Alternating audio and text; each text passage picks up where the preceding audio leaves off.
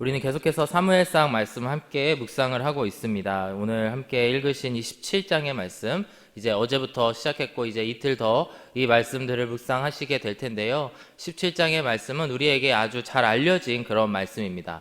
다윗과 골리앗의 이야기인데 아마 초등부나 유치부에서도 많은 말씀들이 전해져 있을 것이고, 또 교회를 다니지 않으시는 분들에게도 이 말들이, 이 이야기가 매우 또 잘 알려져 있는 그런 이야기들이라고 생각이 듭니다.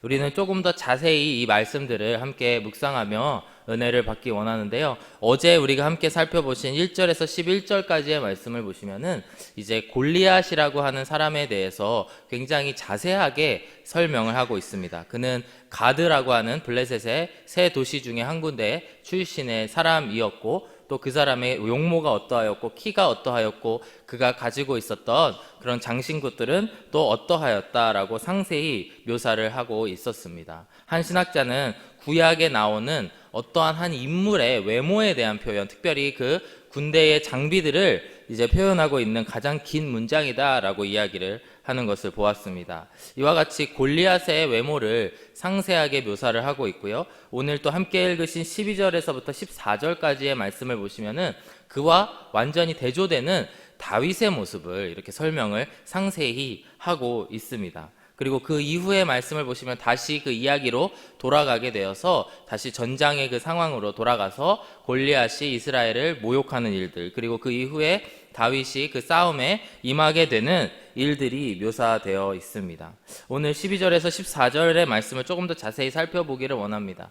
이 사무엘상의 저자는 골리앗, 그 다음에 바로 직후에 다윗에 대한 이런 비교적 상세한 표현들을 함으로 인해서 이 두 인물의 그 외모가 또 여러 가지의 조건들이 너무나 다르고 차이가 많았다라는 것을 보여주고 있습니다. 어떠한 모습들을 보여주고 있는지 함께 살펴보기를 원합니다. 먼저 12절의 말씀을 보시면은 다윗에 대해서 이렇게 갑자기 설명을 하게 됩니다. 다윗은 유다 베들레헴 에브라 사람 이세라 하는 사람의 아들이었는데, 이세는 사울 당시 사람 중에 나이가 많아 늙은 사람으로서 8아들이 있었다, 이렇게 표현을 하고 있습니다. 다윗에 대해서 첫 번째로 그 출신을 이야기하면서 그 가족에 대해서 묘사를 하고 있는데요. 그에게는 늙은 아버지가 있었다라고 하는 이야기를 하고 있습니다. 아마도 이세라고 하는 사람들이 그 당시에 나이가 많은 사람, 근데 그 중에서도 막내 아들이었기 때문에 아직 다윗은 그의 유년기 아니면은 이제 청소년기를 보내고 있지만, 그의 아버지 이세는 이미 나이가 많은 그런 사람이었다. 특별히 다윗과는 나이 차이가 아주 많은 사람이었다라는 이야기를 하고 있습니다. 저는 이제 신학교를 다닐 때 이제 같이 공부도 많이 같이 하고 이제 사역도 많이 했던 그 미국인 친구가 있었습니다. 저랑 나이도 동갑이고 이제 태어난 달도 한 달밖에 차이가 안 나는 그런 친한 친구였는데요. 그 아버지가 매우 노년에 본 아들, 막내 아들이었습니다. 그래서 저희 아버지하고도 약 20살 이상 차이가 나는, 그래서 아버지에 대한 이야기를 해주시는데 6.25 참전하셨다는 거예요. 그래서 제 친구의 아버지인데, 그래가지고 나이가 엄청나게 많으시구나 라는 생각을 한 적이 있습니다. 그래서 아버지를 이제 몇 번 이렇게 뵌 적이 있었는데, 제가 그 당시에 이제 30대 초반이었고 이제 막 30이 된 그런 나이였었고, 이제 그 아버지는 이제 80대의 나이였습니다. 그래서 이미 많이 나이가 드시고 이제 연로하신 그 아버지의 모습을 보았는데, 제가 그 친구와 이렇게 교제하고 이야기를 나누던 중에 들은 이야기가 뭐냐면, 자기는 뭐 한 달에 한 번 정도 이제 토요일에 아버지의 집에 가서 꼭 해야 되는 일들이 있다. 뭐냐면은 이제 나무를 가꾼다든가 여러 가지 일들을 해드리는 일들을 하고 있다라는 이야기를 들었습니다. 반면에 이제 저희 아버지는 이제 그에 비해 한 20살 정도 어리시니까 이제 주로 제가 도움을 많이 받습니다. 뭐가 필요할 때 아버지 이거 좀 해주세요, 저것 좀 해주세요, 이렇게 하고, 심지어 누워서 아버지 저것 좀 갖다 주세요 이렇게 시킬 때도 있고, 그런 이제 상당히 차이가 나는 그런 부자 관계를 볼 수가 있습니다. 사실 다윗의 이런 모습들, 다윗의 이런 조건을 보았을 때에 그에게 나이가 많은 아버지가 있었다라고 하는 것이 무엇을 의미하느냐면, 바로 다윗이 그의 아버지에게 받을 수 있는 도움이 그리 많지 않았다라는 것을 오늘 말씀은 표현을 하고 있습니다. 다윗은 아버지에게 도움을 더 많이 드리면 드렸지 아버지의 도움을 더 많이 받을 수 있는 그런 상황은 아니었고 태생 자체가 이렇게 나이 차이가 많이 나는 아버지를 만나면서 그렇게 되었다라고 이야기를 하고 있는 것입니다. 아직 장성하지 아니하였지만 그가 아버지를 돌볼 수밖에 없는 상황들, 이제 이후에 함께 말씀을 살펴보게 되지만 아버지의 심부름들을 많이 하는 그런 다윗의 모습들을 볼 수가 있습니다. 그의 가정을 보더라도 이미 아버지가 나이가 많으셔서 군대에 징집되지 않는 그런 상황들을 볼 수가 있죠. 13절의 말씀을 보시면은 장성한 세 아들이 이제 사울을 따라 싸움에 나갔다 이렇게 말씀하고 있습니다.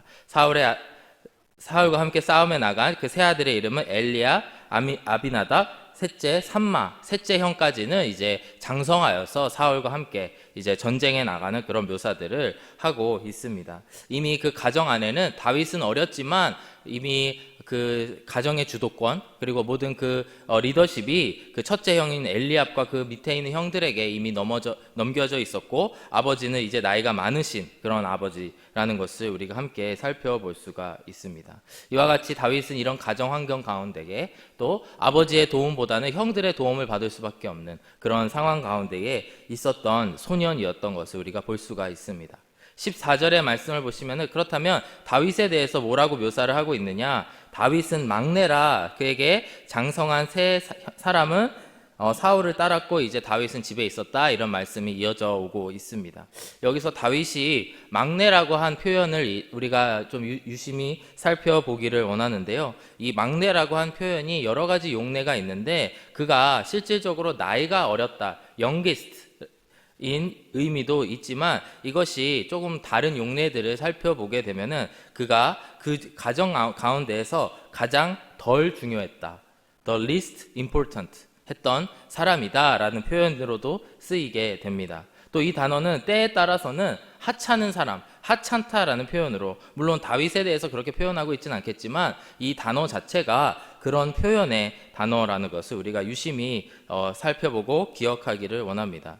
사실 다윗이라고 하는 소년을 바라보는 주변의 시선들이 이러한 시선이었을 것입니다. 아버지가 늙어서 이제 전쟁에 나가지 못하는 그런 집안에 있는 막내 아들, 그 막내 아들이 할 수 있는 일이 얼마나 있었겠습니까? 하물며 그 가정에 있는 사람들조차도 사무엘 선지자가 이제 기름을 부기 위해서 이새의 집에 찾아왔을 때에 막내 아들인 다윗은 나가서 목동으로서 양을 치고 있었고 부르지도 않았던 그런 상황들을 볼 수가 있는 것이죠. 이와 같이 가장 덜 중요한 존재, 어찌 보면 가정에서 가장 빛이 나지 않는, 이름이 나타나지 않는 그런 존재가 바로 다윗의 그런 현 주소였다라는 것을 이 시간 우리가 볼 수가 있습니다. 17절 이하의 말씀, 이제 19절까지의 말씀을 보시면 이런 다윗에게 아버지인 이새가 심부름을 시킵니다. 이새가 그의 아들 다윗에게 이르되 지금 내 형들을 위하여 이 볶은 곡식 한 에바와 이 떡 10덩이를 가지고 진영으로 속히 가서 내 형들에게 주고 이 치즈 10덩이를 가져다가 그들의 천부장에게 주고 내 형들의 안부를 살피고 증표를 가지고 오라. 그때에 사울과 그들과 이스라엘 모든 사람들은 엘라 골짜기에서 블레셋 사람들과 싸우는 중이더라. 이렇게 기록하고 있습니다. 누구에게 심부름을 시킬까요? 가정에서 형이 전쟁에 나가 있으니 너가 심부름을 갔다 오거라 했을 때에 가장 덜 중요한 사람에게 시키지 않았을까 우리가 생각해 볼 수가 있습니다. 가장 할 일이 없는 사람까지는 아니더라도 가장 그 일을 안 해도 되는 사람들, 맡은 바를 안 하고 누군가에게 맡길 수 있는, 어찌 보면 전문성이 없는 사람, 그 집안에서 누구든지 대체할 수 있는 사람이 바로 다윗이라는 것이죠. 우리가 식당을 보더라도 식당에서 셰프가 되기 위해서 혹은 이제 식당의 사장이 되기 위해서 식당에 취직을 했다고 생각을 해보시죠. 근데 그 사람이 경험이 일천합니다. 경험이 아주 없는 그런 사람이 식당에 취직을 하게 되면은 어떤 일부터 하게 됩니까? 접시를 나르고 이제 설거지를 하고 하는 아래에서부터 밑바닥에서부터의 그런 일들을 시작을 하게 되는 것이 인지상정입니다. 이와 마찬가지로 다윗 또한 그의 상황이 막내였더라라는 표현을 통해서 우리가 알 수 있는 게, 그가 가장 덜 중요했던 사람, 어찌 보면 가장 아무도 인정하지 않는 그런 아직은 어린 그런 사람이었다라는 것을 말씀은 이야기를 하고 또 강조를 하고 있습니다. 이와 같이 사무엘상 17장 전반부의 말씀은 다윗 그리고 골리앗이라고 하는 인물을 아주 상세하게 묘사를 함으로써 독자들로 하여금, 읽는 사람들로 하여금 두 인물이 얼마나 차이가 나는 사람인가를 보여주고 있습니다. 골리앗은 키가 엄청나게 컸고 또 화려한 갑옷, 그리고 누구도 이길 수 있는 그런 무기와 방패를 가지고 있었던 싸움의 전문가, 전쟁의 전문가였던 그런 골리앗에 반해 다윗은 집안도 유력하지 않았고 또 그의 아버지도 늙었고 또 그 자체는 다윗 자체도 인정받지 못하는 아직은 어린애 취급을 받는 그런 막내 아들에 불과했다라는 것을 강하게 강조를 하고 있습니다. 그러나 그 이후의 말씀을 살펴보게 되면 여러분 잘 아시겠지만 하나님께서는 누구를 사용하시고 누구에게 승리를 주실까요? 바로 다윗에게 이런 조건, 이런 외모와 전혀 상관없는 다윗을 선택하셔서 그로 말미암아 그 전쟁에서 승리하게 하시고 그보다 키가 훨씬 큰 그 골리앗을 쓰러뜨리고 무너뜨리게 하는 일들을 하나님께서 행하시는 것입니다. 그 이유가 뭐냐면 바로 하나님께서는 외모를 취하지 아니하시고 그의 중심을 보시는 하나님이시기 때문입니다. 사무엘상 16장 7절의 말씀에서 여호와 하나님께서는 사무엘에게 이렇게 말씀하십니다. 그의 용모와 키를 보지 말라. 내가 이미 그를 버렸노라. 내가 보는 것은 사람과 같지 아니하니 사람은 외모를 보거니와 나 여호와는 중심을 보느니라 하시니라. 이 16장 17장 이 부분에서 가장 핵심적인 사무엘상의 구절이라고 할 수가 있습니다. 하나님께서는 중심을 보시는 하나님이시다라고 스스로를 드러내고 계십니다. 그리하여서 중심을 보는 하나님께서 사용하는 사람은 누구냐면 바로 마음의 중심이 하나님과 합한 사람, 하나님만 바라보는 그런 다윗과 같은 사람들을 하나님께서 사용하신다라는 것을 이 아침에 우리가 꼭 기억하기를 원합니다. 에스겔서 37장을 보시면 하나님께서 에스겔 선지자에게 환상을 보여주십니다. 꿈 가운데에 골짜기 가운데 뼈가 가득한 그런 광경들을, 뼈가 가득한 골짜기를 보여주게 되고요. 그리고 지면에 뼈가 심이 많고 아주 말랐다, 그 뼈들이 아주 말랐다 이렇게 표현을 하고 있습니다. 그때 하나님께서 에스겔에게 물어보십니다. 이 뼈들이 살 수 있겠느냐? 이렇게 에스겔에게 물어봅니다. 그랬더니 에스겔이 이렇게 대답합니다.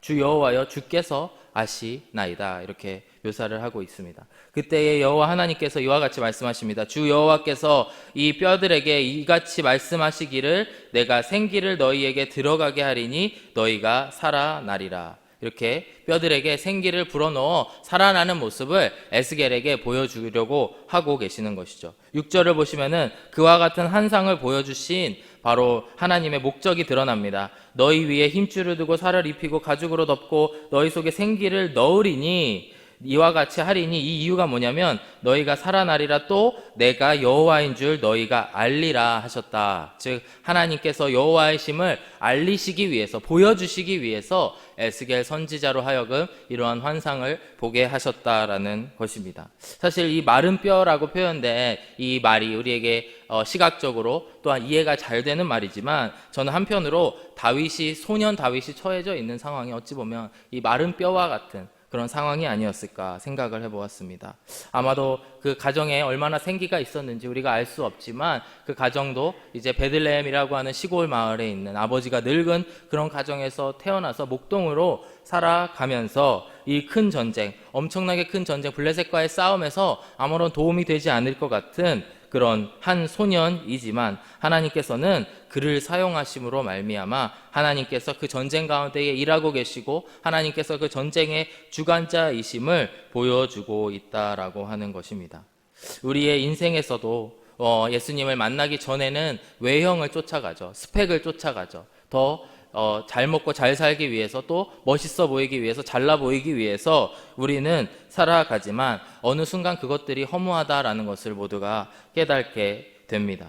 그리하여서 점점 나의 삶이 마른 뼈와 같이 그 낮은 자리로 가게 되는 것을 경험을 할 때가 있습니다. 제가 청년부에서 있을 때에 이제 결혼을 하기 전에 참 그런 일들을 많이 경험을 했었습니다. 여러 재정의 문제, 또 관계의 문제, 또 한국에 있는 가족과의 문제 등 여러 그 개인의 이유들로 인해서 하나님께 여쭈고 하나님 왜 저에게 이런 시련을 주십니까? 왜 이런 어려움을 저에게 주십니까? 라고 토로하는 청년들을 많이 보았습니다. 그 청년들을 볼 때에 한편으로는 이제 위로하고 그를 격려하고 괜찮다라고 이야기를 해주지만 다른 한편으로는 어떤 마음이 들었냐면 이제 드디어 이 청년이 하나님을 만날 때가 됐구나라고 하는 마음들이 많이 부어졌었습니다. 실제로 많은 청년들이 그러한 어려움 가운데에서 그들의 눈앞에 커다란 골리앗과 같은 그런 상황 가운데에서 모든 것을 버리고 하나님을 의지하는 그런 삶들을 보게 되었던 것입니다. 그래서 세상적으로 보았을 때는 그가 내려놓은 모든 것들, 그 작은 것들이 마치 마른 뼈가 되어가는 것과 같은, 정말 모든 것을 잃어버리는 것과 같은 그런 상황으로 보였을지는 모르지만 그 가운데에서 하나님이 일하시는 것을 보게 되는 그런 역사들을 많이 보았습니다. 우리의 인생에서도 한번 돌아보시기를 이 시간 간절히 원합니다. 나의 인생은 얼마나 마른 뼈로 가까이 가고 있는지, 그리고 한때는 마른 뼈와 같았지만 어느새 살이 쪄서 하나님을 의지하지 않고 그 뼈에 붙어있는 살을 먹으면서 살아가고 있지는 않은지 이 시간 한번 돌아보시는 저와 여러분들이 되었으면 좋겠습니다. 그리고 동시에 점점 다시 마른 뼈와 같이 어려운 상황으로 가고 있다면 이때가 하나님께서 나를 부르시고 나를 더 굳건하게 세우시기 위한 하나님의 계획이시구나 라고 영적인 해석들을 하실 수 있는 저와 여러분들이 되었으면 좋겠습니다. 저도 20살 때 이제 예수님을 처음 만난 그 시절에 생각을 해보면은 정말 뭘 해도 안 되는 그런 상황 가운데 한 1, 2년 정도 있었던 것 같습니다. 하나님의 존재를 강하게 믿고 또 예수님을 영접하였지만 내가 앞길을 잘 먹고 잘 살겠다는 것도 아니고 대학을 가겠다고 하는데 하나님께서 그 길을 하나님께서 막으신 건지 제가 공부를 못한 건지 정확히 알 수 없지만 어쨌든 그 가운데에서 실패와 실패의 연속으로 그 상황 가운데 하나님께서 몰아넣으시면서 저에게도 그 하나님을 바라보는 마른 뼈와 같은 시간들을 보았던 것 같습니다.